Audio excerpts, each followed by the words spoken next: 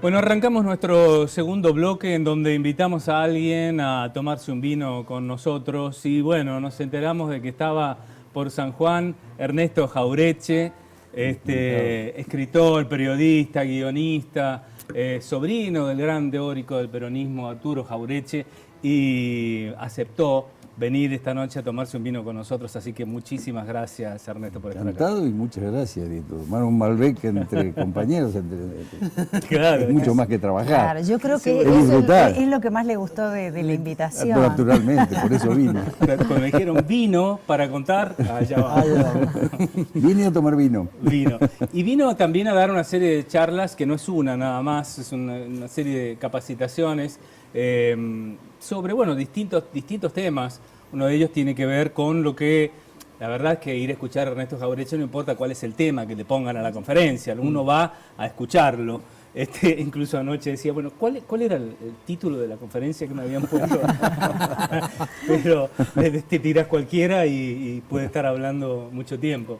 Pero en ese sentido, y estamos justamente en campaña electoral,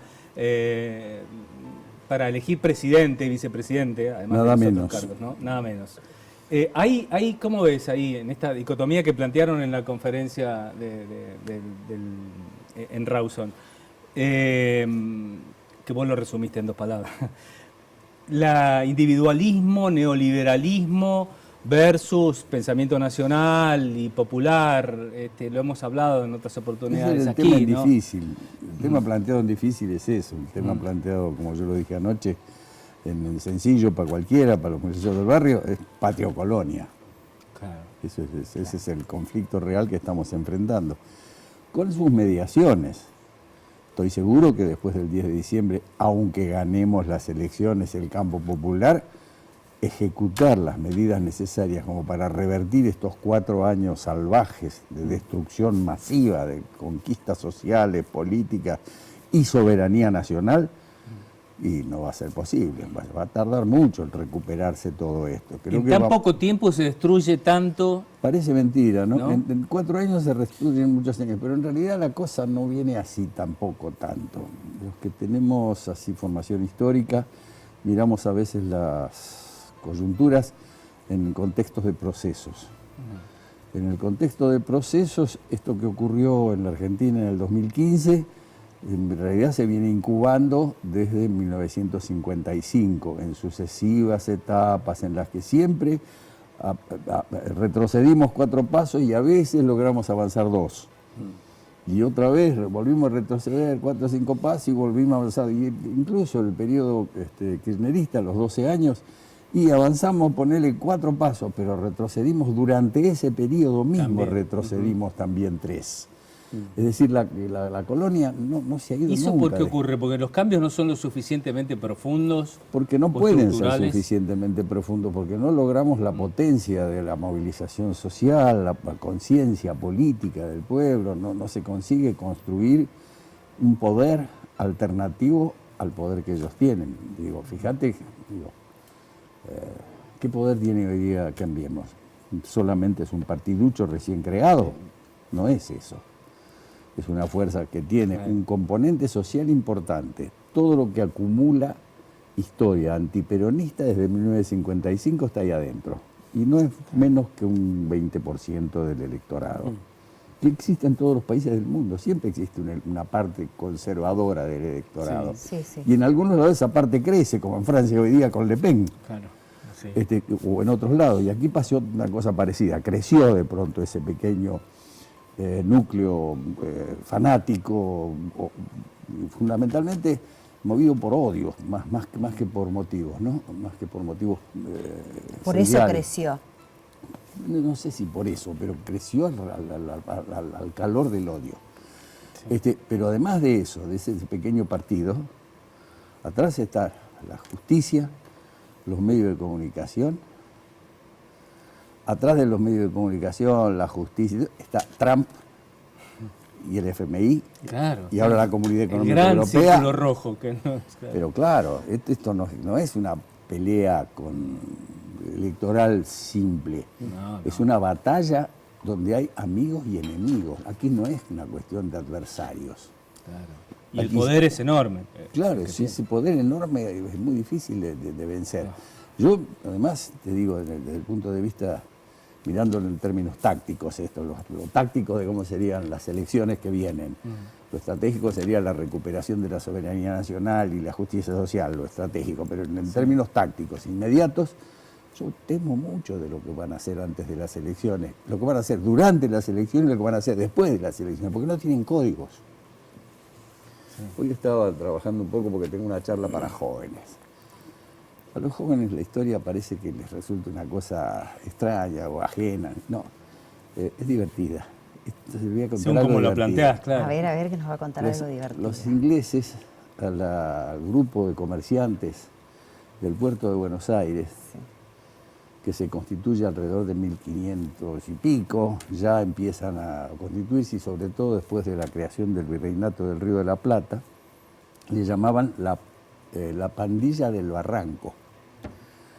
La pandilla del Barranco era una banda de delincuentes que lo único que hacían era contrabandear, estafar a la gente, estafar a los comerciantes. Eran un grupo, y no eran cualquiera, Zarratea, Sáenz Peña, Álzaga, estamos hablando de apellidos históricos, Vergara, todos los apellidos históricos. Era la clase rica que llegan después a controlar el cabildo.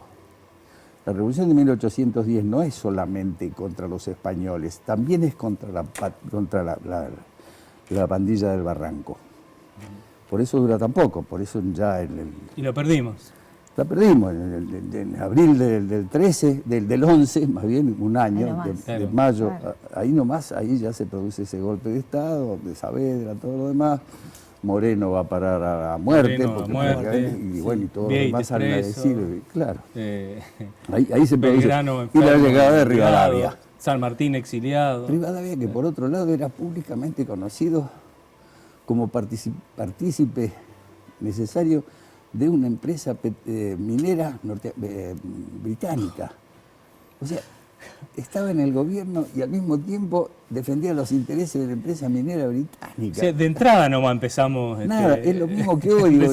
Hoy es el correo, claro. La banca mundial, pero es lo mismo. Estos son Vos sabés que yo creo que una de las cosas que produce la falta de interés en los jóvenes en la historia, porque hace poco un joven me dijo, ¿para qué querés que estudie ficción? Claro, ¿qué historia? Si estudiamos ficción. Y vos sabés que yo me quedé pensando. Tan mal. Bueno, yo ayer lo contaba, ¿no? Ese historiador que el otro día en la ciudad de Santa Fe, donde estuve también en estas cosas, decía, nosotros nos enseñamos la historia como una sucesión de sucesos que suceden sucesivamente. Sí. Pero no nos explican por qué suceden, claro. Ni para qué suceden, ni con qué antecedente, ni con qué consecuencia. ¿Qué es lo que vale estudiar de la historia? Ahora, cuando vos te metés un poquito, es divertidísima. Claro, esto de la pandilla del Barranco es para morirse de risa. Claro. Esos delincuentes además hicieron cosas terribles. Son los que hicieron escapar a Vélez y los oficiales... Cualquier parecido con la realidad es pura coincidencia. Por supuesto, la historia se repite de otra manera, pero siempre está presente. La pandilla está ahí. Te quería preguntar, bueno, sabemos como comunicadores la importancia, bueno, el rol de los medios de comunicación en la gente, digamos, ¿no? Para confundir, pero también te quería preguntar, bueno, como compañero del campo nacional y popular, saber cuáles fueron quizás esos errores propios que se cometieron, digamos, ¿no? Que provocaron también la posibilidad de que Macri llegara al poder. Bueno, en política, hablar de autocrítica es... Y más en el peronismo. Que no corresponde. Ese es un problema de los filósofos, la autocrítica. De los políticos no hay autocrítica. La autocrítica te la hacen enemigo. Esto es como cuando nos decían, ¿cómo puede ser que haya llegado Videla al gobierno? No hemos hecho la autocrítica de los errores que cometió para llegar a Videla. A mí la autocrítica nos la hizo Videla. Tuvimos 30.000 muertos. ¿Qué más autocrítica que la derrota? Bueno, y eso es lo que aquí vale la pena, porque en última instancia, ¿qué es la política? La política es la disputa por el excedente económico socialmente generado, digamos, no por la ganancia de un empresario, sino por el excedente que genera una sociedad en todos los niveles de su producción, en todos los niveles de su trabajo, que deja una ganancia extra, que los marxistas llaman plusvalía, Los liberales llaman excedente económico socialmente generado, qué sé yo, tiene distintos nombres, pero hay digamos, una sobreganancia, una sobrevaloración del trabajo y de todo más que es de propiedad social. Depende de cómo se reparte eso, es el reparto de la renta final. La política es la disputa por esa renta. Esa renta es para el pueblo, o es para las transnacionales, para los bancos, para los empresarios, para los patrones. Es la diferencia, es la que marca la diferencia. El corazón de la política. Bien, a partir de esto se constituyen bloques históricos. Unos defienden un interés y otros defienden otro interés. El tema es que el bloque histórico que nosotros pertenecemos, el campo popular, digamos, viene muy golpeado desde hace muchos años, desde 1955, decía yo ayer, y lo dije recién, pero además con un impacto decisivo, que son los 30.000 desaparecidos. Claro. Eso fue el aniquilamiento de lo mejor de nuestra sociedad, porque a los 30.000 muertos, desaparecidos, o como quieras llamar, hay que sumar los 200.000 que se fueron del país y no volvieron nunca más. Claro.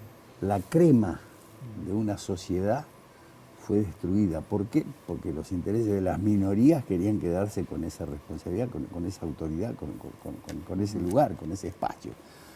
¿No? Y realmente es muy difícil desde entonces, desde el 83, revertir esto porque nos faltan cuadros, nos faltan gente. Además, nuestros cuadros nosotros los formamos en la acción. Un político solo se forma haciendo política. No hay otra forma. Un cuadro del territorio solo se forma trabajando solidariamente con la gente. Eso lleva años. Ellos tienen escuelas de cuadros. Hablando de cuadros, te quería recordar que Ernesto es admirador de un compatriota. Estamos hablando de don Eusebio de Jesús Dojorti, conocido como Buenaventura Luna, que no fue solamente un poeta, un cantor, un defensor de las cosas nuestras, ¿no? Fue un político comprometido. Así es. Por un documento sensacional que es cuando él rompe con los radicales, ese documento que además es un documento extenso, lleno de contenidos doctrinarios, que adelantan al peronismo. Hay muchos de esos contenidos que hay en ese documento que después se realizan prácticamente durante el primer gobierno de Perón. Hay que leerlo, ese documento se enseña en las escuelas en San Juan. Claro. No. Sí. No. Vos seguís escribiendo todo el tiempo. Sí. ¿Dónde podemos leer tus cosas? Bueno, yo uso mucho el WhatsApp y las redes. ¿Y en las redes dónde te encontramos? ¿Sabes qué? Te quiero decir, hablando no de autocríticas. Con tu nombre, bien. No de autocríticas, sino de críticas constructivas, creo yo, o no sé, bueno, vos tendrás la posibilidad de definirlo, pero hubo gente que estuvo, o mujeres que estuvieron en la charla, en una de las charlas, que dijeron que habías mencionado a un montón de referentes, como Scalabrini Ortiz, como el propio Arturo y demás, pero no habías destacado el rol de alguna mujer en la individualización de esa oligarquía como sujeto político en algún momento de la historia del país. De los dos lados hay mujeres relevantes. Es decir, las hay. Lo que pasa es que no, qué sé yo, obviamente Evita. Pero Evita es una cosa así muy destacada. Y a partir de ella empieza la participación de las mujeres realmente en política. En la década que yo milito más, la década del 60 y 70, el papel de la mujer se da a la par del hombre, mucho más. Después hay un fuerte retroceso del 76, incluido el 83 hasta Menem, hasta después de Menem. Hay un fuerte retroceso de la participación femenina en las decisiones políticas. ¿Y ahora cómo lo ves? Bueno, hubo 14 años de promoción de esa participación. Las mujeres están aprendiendo también a participar, no se llega a lugares de poder y todo lo demás por voluntad de Dios, se llega por trabajo, por conocimiento, y está lleno de mujeres talentosas hoy día. Sí. Claro, o sea que no es solamente la voluntad de participación, sino también el espacio que de alguna manera puedan brindarte para que vos puedas seguir creciendo. Claro. Indudablemente. Sí, a veces un poco se exagera, qué sé yo, esto de imponer, por ejemplo, la cuota de 50 y 50 es una exageración. Los lugares en las listas se ganan, no se reparten por decreto. Claro. Sí, es una realidad. Bueno, Ernesto, muchas gracias por acompañarnos. Nos quedaremos toda la noche. Ay, pero yo quiero que me diga algo de qué vino le gusta, qué toma en su casa cuando escribe. Tomo mucho Malbec. Sí. Tomo mucho vino sanjuanino, sobre todo el blanco. Ay, ¿te gusta probar? Mira, no sabés los Pinot Grillo que se vienen este año de San Juan. Ajá. Fascinantes. Me llevaré alguno. Te digo porque anoche ya estuve probando esos que todavía no están envasados. Un placer, ¿eh? Ajá. Bueno, gracias por tomar nuestros vinos. Gracias además a ustedes por Salud. convidarme y por invitarme. Brindamos por vos, Ernesto. Y por coincidir además. Y como gracias. decía don Arturo, nada grande se puede hacer con tristeza. Así es. Salud. Salud.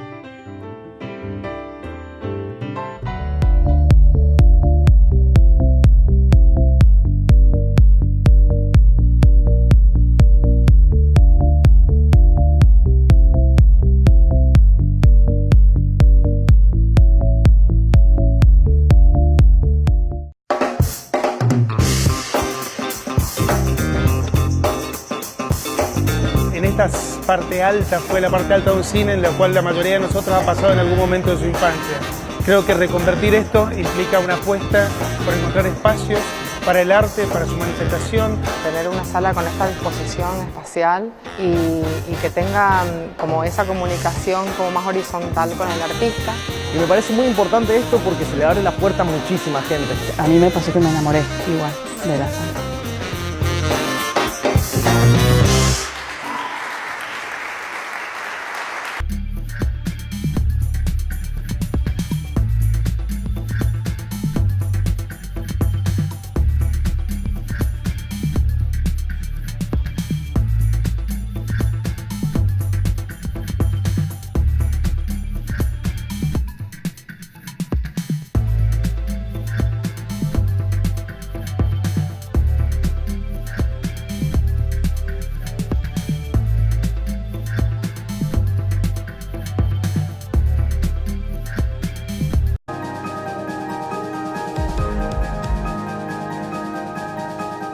Nuestra institución, que hoy día cumple 97 años, hacemos una evaluación de obras de cabina de transmisión, Tribuna Popular Norte, piso de la entrada del club, riego por las personas.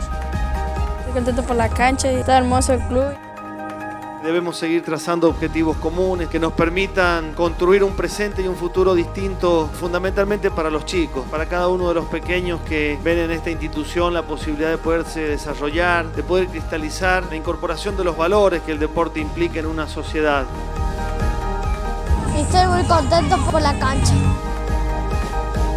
Contentísimo por esta inauguración, la verdad que muy agradecido con todo.